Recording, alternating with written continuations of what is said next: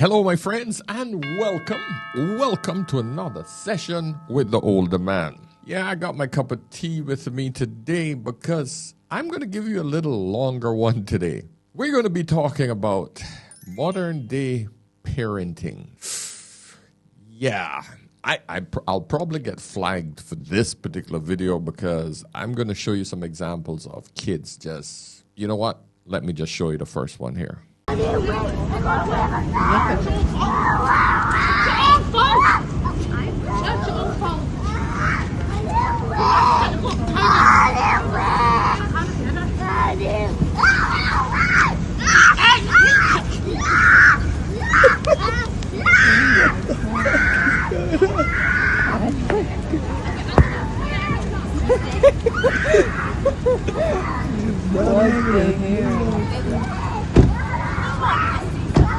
She really wanted to stay, huh? Oh my God.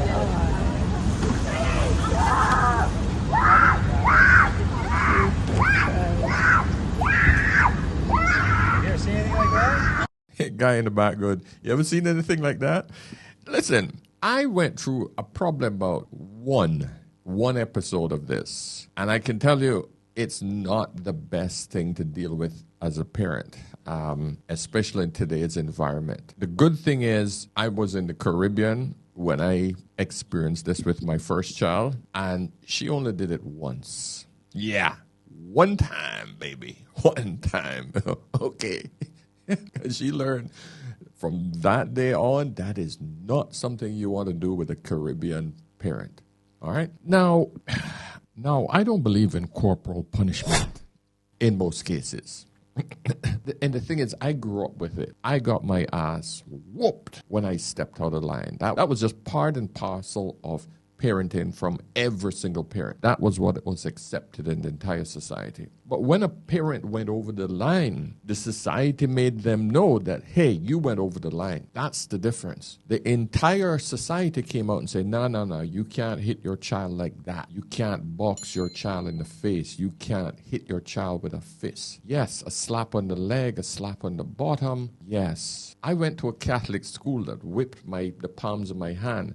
If the offense was severe enough, like if I pushed a girl over or I touched a girl inappropriately, I'm talking about 6, 7, 8 year old. Now, I got my ass whooped with a cane, and then my parents were told when they came and picked me up, and then my father would whoop my ass when he got home. That would occur with a leather belt. That was how we were kept in line.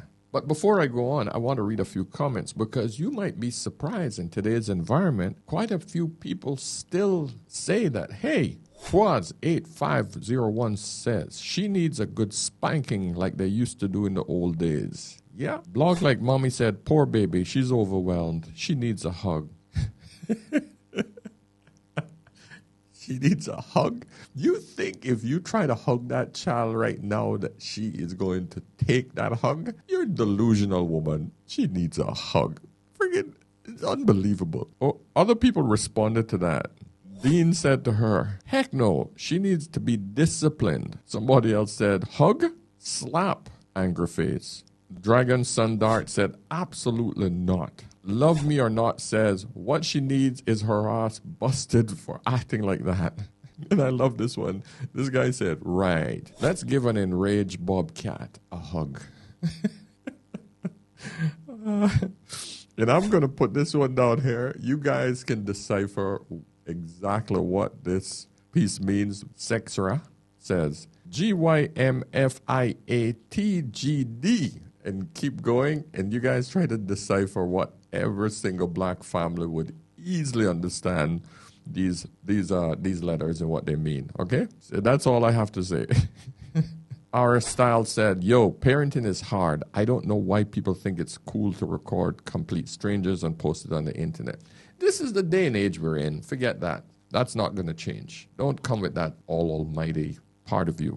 This is the world that we live in the West. So here's a skit of another way of parenting in today's modern environment. Wait. I am so sorry that I said that it was time to go. How about we start a timer? No! Oh, gentle hands. Gentle hands.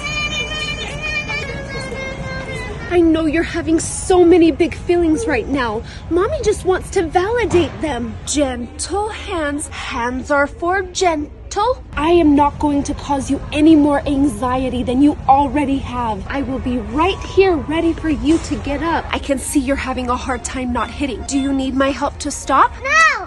Can you say sorry to Mommy? No! Oh, that's right. Sorry is a scary word. Can Mommy help you, please? Do I have your consent to comfort you? Are you ready to get up right now? No! Oh, no. Okay, I'll wait for you to be ready. Parenting's a challenge, isn't it? How about we pause for a moment to check in with our feelings? Babe, I need your support.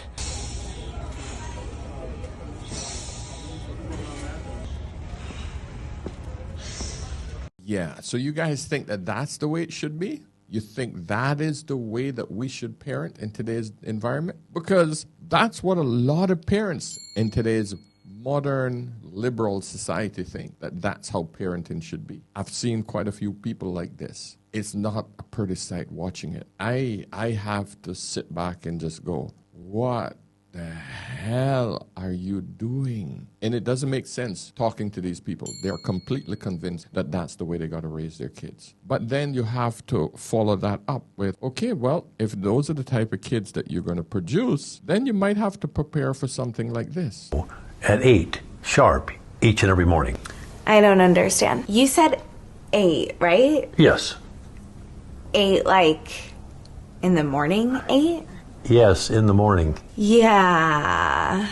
That kind of doesn't work for me. I Skype with my French boyfriend in Paris until like 3 in the morning. I don't even get to Starbucks until like 10, where I order my grande chai tea latte, 3 pump skim milk, light water, 2% foam, extra hot, but not too hot. So if it's okay, I work best in the morning at 10:45. Amy, I don't think we're going to be a good fit. Why are you so negative? I can sense your hostilities, and right now I am not feeling very safe. I typed all night for this meeting with you. You've given me no guidance, no validation, no encouragement, no supervision. Is there an HR director somewhere? HR director? Yes, I need to speak to someone. I may have to take off today as a mental health day. Amy, look at me. You don't work here. Are you firing me? It's not the funniest shit. They're both skits, but it just shows you the absurdity of what we're creating as far as kids are concerned. I mean, behind every single one of these skits, there is truth to it. It's just that most of the time, this truth isn't caught on camera. You can't, it's not recorded. So people are recreating these truths, you know? Are you firing me? You're not even hired yet. Oh, man. So are we really preparing our kids for the real world when we mollycoddle them, when we treat them like little soft, delicate little flowers, you know? You know, my first daughter, we didn't know what the hell we were doing when it came to parenting.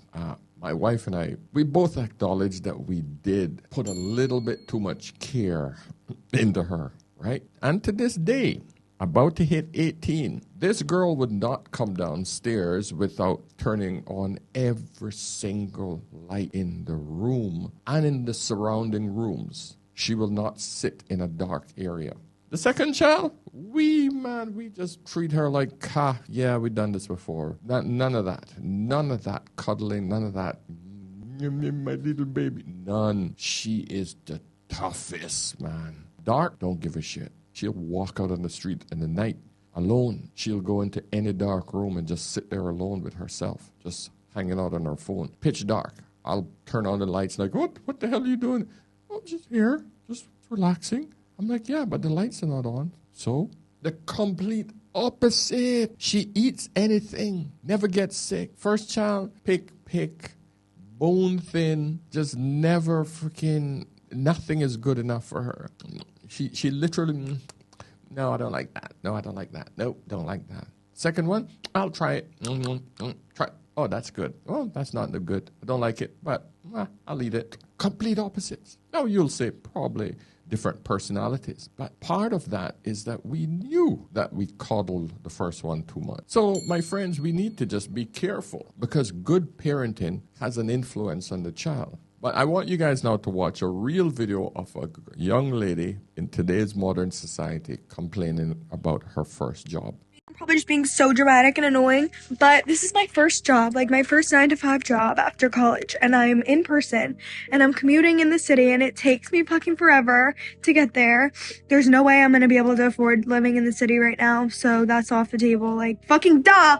If I was able to walk to work and it'd be fine. Don't get home till like 6:15 earliest, and then like, I don't have time to do anything. I want to shower, eat my dinner, and go to sleep. I don't have time or energy to cook my dinner either. Like, I don't have energy to work out. Like, that's out the window. I'm so upset. Oh my God. Nothing to do with my job at all, but just like the 9-to-5 schedule in general is crazy. Being in the office 9 to 5, like if it was remote, you get off at 5 and you're home and everything's fine. People that drive to the office, like you don't get off at 5. And I know it could be worse. I know I could be working longer, but like, I literally get off, it's pitch black. Like, I don't have energy. How do you have friends? Like, how do you have time to, like, meet, like, a guy? I don't know. Like, how do you have time for, like, dating? Like, I don't have time for anything. And I'm, like, so stressed out. Am I so dramatic? I'm probably just being so dramatic and annoying. But this is my first job. Yeah, you're being dramatic. It's true, but you're being dramatic because you're on TikTok just letting it all hang out. But guess what, my little dear? Welcome to adulting.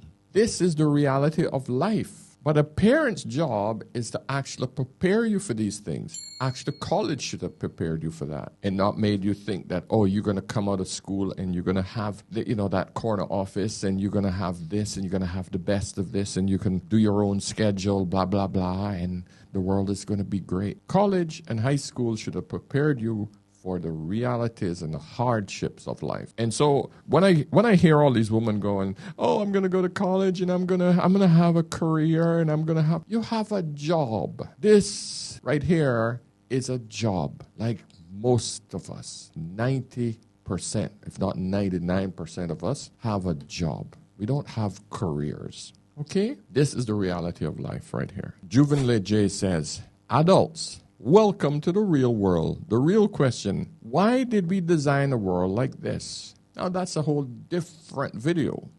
I don't think we should have designed a world like this, but this world was designed with men in mind, not women. The system that we have designed, which is get out there, work 9 to 5, put in the hours. Listen, man, technology have moved men away from the farm living. They get up early at dawn, come back home late at night. All they've done is literally just move that schedule straight into an office area. But men also do that as well. But men are designed for that. Women? No, not really. That's what's killing her. She's learning the realities of the boss bee.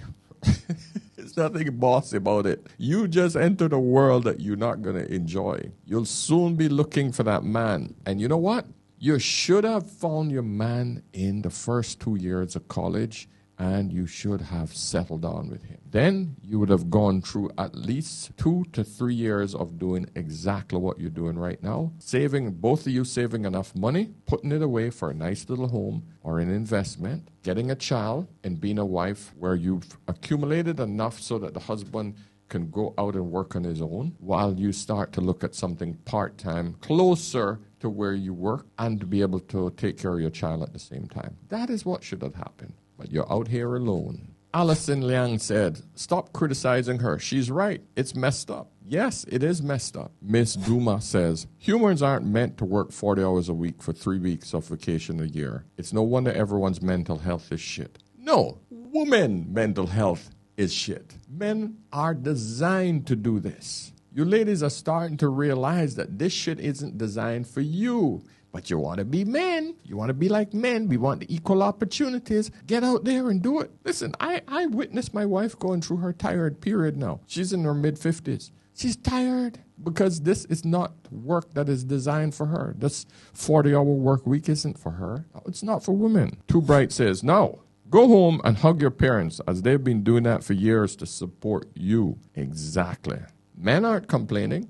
We want to work. We complain when we don't have enough work. Well, man, I don't have enough work, man. I can't find enough work. Can't make enough money. That's what men are saying. And you're complaining, oh, I got too many hours. I can't meet any woman. Men are complaining about the opposite. This last one, Scarred Lemon said, The 40-hour work week were designed because originally someone would stay and take care of the house while someone else is working. That isn't today anymore. It needs to change. It's not going to change. It's not going to change until enough women start complaining and get back into their self. It's not going to change. The only thing, I stand corrected. Let me put it like this. Let me put it to you like this. It's going to change, but it's not going to be the change that most people want to see. You're going to be forced to stay home because most of the jobs are going to be done by robots and AI. That's the problem. So you'll be forced. It won't be in my lifetime. I'll be gone. But I can say with almost complete clarity, more than likely, we're going to be talking about a universal basic income because most people are going to be technologically unemployed. That's where we're going to be shortly. But I don't want to digress too much. Let's get into the darker side of being a bad parent because there is a seriously dark side to this. I want to show you how it was back in 1950. Obligation. Good morning. My, but this is a welcome relief. This young lady is getting ready for school, too, but she has her day well planned. She arises in time to straighten up her room, hang up her clothes, and be at breakfast on schedule. Taking care of her room is one of her obligations in this household. Junior has already completed his household chores for the morning, so he can spend some time on his hobby. Notice how his equipment is carefully kept. He won't be searching for a lost spool or hook. There are strict orders in this house for no one to touch this desk, and those orders are respected by all. Every member of the family has fulfilled his or her obligations, and each one will go out to the day's work better able to cope with its problems. This is a good time to remind you that you owe another obligation, to your health. A good breakfast is the proper foundation for the activities of a busy day. And there's no worry about lunch either. Sis takes care of that department, making the lunches the night before. It gives her a chance to practice some of the ideas she gets in her homemaking classes. Yes, they're on their way, with a good breakfast, and what's more important, a good disposition. Oh, I got to read a few comments from that. Dangler Martini says, laugh all you will. We need to get back to this. Yes, we do. Madame and Adam says, Junior knows how to make a tranquilizer dart, but doesn't know how to make his own sandwich. There's the feminist coming up again. Oh, Jesus. Didn't you hear? The girl gets a chance to practice her home ec skills. Doesn't mean that he don't know how to do it. Wow. Biggie Loon said, and no one is shooting up schools. There we go. 19 Ann says, Mom can't wait for them all to leave so she can have a martini. Probably. It blows my mind how some of you go, especially the women, go to the negative parts. Pennywise Tom says, I can't see my daughter making her brother's lunch unless he's nearly comatose and about to die. Steve Patrick says, for the last 50 years, we've rejected this way of life. How is it working out, people? Not very good, my friend. Not very good. The feminists will complain about the fact that, back then women were oppressed, not realizing these women got to stay home. They got the chance to stay home because, like we saw early on, women do not want to be in the workplace. So this conundrum that you all have, you all want to be equal like men, but you don't want the stress of what men have to do to provide money. This is where the big divide comes from all of you women. That's why you all want the cushy jobs with the big money, but you don't want to go out and do the real stuff like what men have to do to make real money. And what has happened, because you've gone into the workplace in such massive amount, you've devalued jobs to the point where so many people are out there, the cost of hiring someone is a lot lower. So now both people got to go into the marketplace to make the amount of money required to sustain a family. Versus if there was only half of us in the marketplace, employers would have to pay us more in order for us to be able to have enough money for the family to survive on one income. But women wanted to share that responsibility because of greed. So this person says, Tex Bam said, this is hysterical. I went to grade school in the 50s and 60s. I don't remember anything like this. My mom was divorced, usually back then, nor do I remember any of my friends living like this. The world was not Ozzy and Harriet. Yeah, it wasn't for everybody.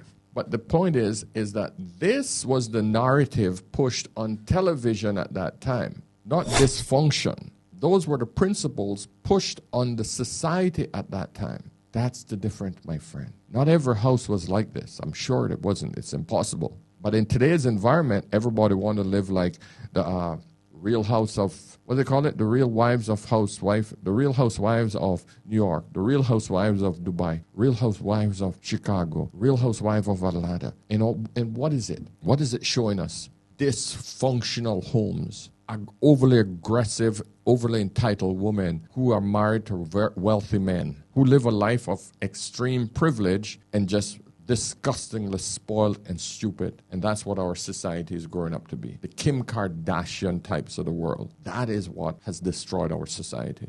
So now I'm going to show you what can happen when it goes really bad. Oh, 17, and tell them the amazing news about you. So I got 7 kids. You got what? 7 kids. 7 kids. With 7 different baby mamas. 7 baby mamas. And I'm trying to have 75. And you trying to have 75? By 75 different white women, black women, as well as black, white, and Mexican. Okay. You gonna be fruitful and reproduce. Now you gonna raise them, or? I'm gonna raise them. The mom's gonna raise them. Yeah. This is what we are now encouraging. This is what we're looking at. This is what ridiculous parenting produces. 17-year-old with 7 baby mamas. 7? And he wants to have 75. Woman says her kids wanted to go to the fair, but she didn't have any money. She decided to invite a random man to the fair because she knew he was going to pay for her and her kids. At the end of the day, I did what I had to do as a mother. My kids should not go without living life because I can't afford to do something. Like earlier that week, my baby daddy had gave me like $300, but I had to get my hair and stuff done. It's only messed up now because I slept on it. I had to get my hair, lashes, nails, and stuff done. So that's what I had to use the money from him for. My kids made good grades and everything in school, and they wanted to go to the fair, and they deserved it. So I seen an opportunity with old dude. Like, okay, he been in my inbox and stuff. He been begging me to go out, to take me out and stuff like that. So I gave him my number, conversed with him a little bit, and I invited him out to the fair because I knew he was the type of person that was going to pay for it. So all I did was did what I had to do as a mama to make sure my kids can enjoy themselves. So I don't care how y'all look at me and how y'all judge me. I am a damn good mother. It's a lot of moms that wouldn't even do what I do to make my kids happy. I am a good mom. I do is sit on this internet and judge people. At the end of the day, I did what I had to do as a mother. You can't make this shit up, man. Jesus. This is what we're producing. These are the kind of young mamas we're producing. Let's go to the next one. It gets worse. Horrifying moment, the 14-year-old Carly Gregg deletes mom.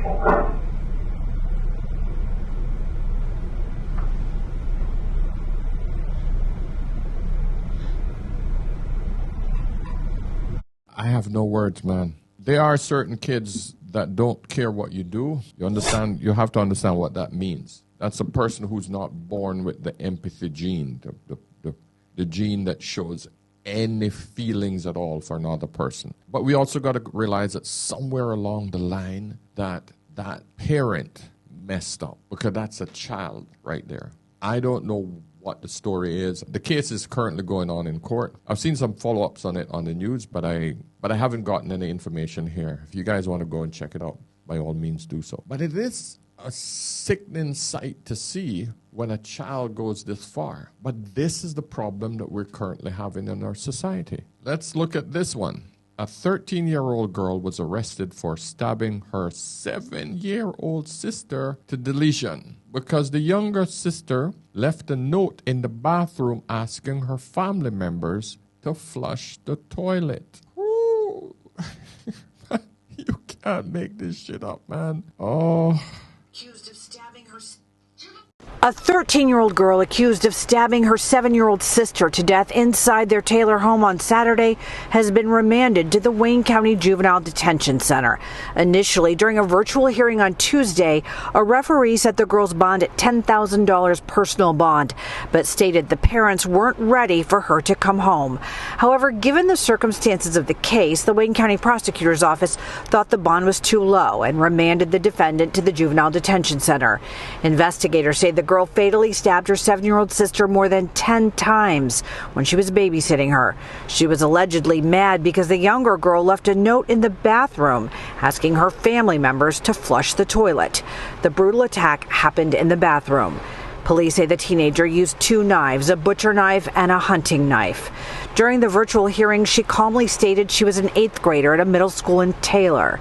Monday, an investigator with the Taylor Police Department spoke to Fox 2 about the case.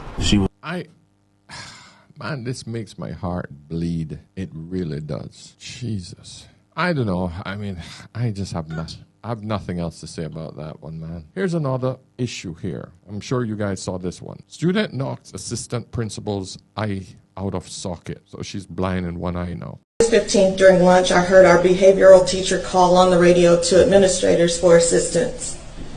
When I arrived, the teacher and students were outside the classroom. One student was holding his head, having been assaulted by the student remaining in the classroom. I entered where the student was still irate and found the room ransacked with overturned furniture. I knew I had to be as calm as possible, and I spoke lowly and slowly so as not to enrage him any further. He picked up a chair and acted as if he would throw it. He finally did throw it at me, but I caught it midair. He picked up another chair to throw at me when another assistant principal entered the room. I used the first chair to block the second. He picked up a third and threw it at the other assistant principal, and I used that initial chair to block the one that he threw at her. After blocking the chair thrown at the other assistant principal, he threw a wooden hanger at me, but I couldn't stop it fast enough. The hanger hit me in my right eye and knocked it out of the socket. I grabbed my face while blood was pouring out of my head and stumbled out of the classroom door. The nurse and 911 were called. I asked for my cell phone to call my husband to come get me, not realizing the extent of the damage. When paramedics arrived, they determined I would need to be airlifted to Parkland Medical Center in Dallas. Now, here's the thing. We have incredibly unruly kids in today's environment. I strongly feel it's because a lot of kids are growing up without fathers, no discipline whatsoever. I see that as a serious issue. Number 2, why is it that this woman and obviously other women who are teachers in the school think that they could calm down a young testosterone-filled boy in school? What make them think that they're qualified to do that? This is what happens when you push men out of the classroom. There's no more male teachers anymore. 85% of teachers are now women. They have literally pushed men out of the schools. Oh, men are predators, men are this, men are that, men are this, men. When now all we see is hundreds of cases of female teachers who've been having relationships with young boys in school, underage boys. You see them one after the next. It's alarming how many women are taking advantage of these young 15, 16-year-old boys. It's alarming how many women are getting arrested for this. You know, when I was in high school, half of the school, if not 60% of the school, were men. When these boys act up, these men would come out. These male school teachers would come out and hold the boy down or talk him down. Women can't do that. They don't have the voice. They don't have the testosterone to do that. Many times I've had male teachers who just calm other male students down and just, all right, boys, all right, young man, come talk to me. Come talk to me. Young boys breaking down. Put his hand around him, take him off to the classroom and talk to him, take him to the principal office. But the point is that these men were capable of understanding other boys. These women can't do it. They think that they can come there with a gentle voice and talk him down and block the chair and I caught a chair and all this bullshit. When a man would say, you throw that shit at me, I will freaking come over there and kick your ass. That's what make a boy say, okay, shit, if I throw this and hurt him, I better not throw the chair. Yeah. See the difference? All right, my friends, listen, I don't want to make this any longer, but I hope you guys are learning something from what I'm trying to say. Parenting is a tricky thing when it comes to kids, but we need to have the men in the house. You need the discipline. Ladies, if you're not living with your child's father, make sure that the father is involved with the discipline in the child. These women think that they could do it on their own. They're keeping the fathers away so that they can get more child support. And that's destroying the kids. So my friends, listen, I know it's a hard pill to swallow, okay? I'm not picking on women as much as I'm trying to get you guys to understand parenting. It's not easy, but it's a lot easier if you have two people dealing with it versus one mother, all right? Join our membership system. Remember, ladies, you get in free. If you want to meet like-minded people and have open discussions about problems in your life, join the membership system. Go over to school. I'll put the link here for you guys to go and sign up, all right? My job is to bring you guys together. That's it, all right? What you do after that is completely up to you. But come on in. Let's all have a big community where we can start to get back to that point where we're starting to understand each other again. That's what I'm hoping to accomplish, all right? So until next time, remember, whenever in doubt, always ask an older man. I'll see you in the next one. Cheers.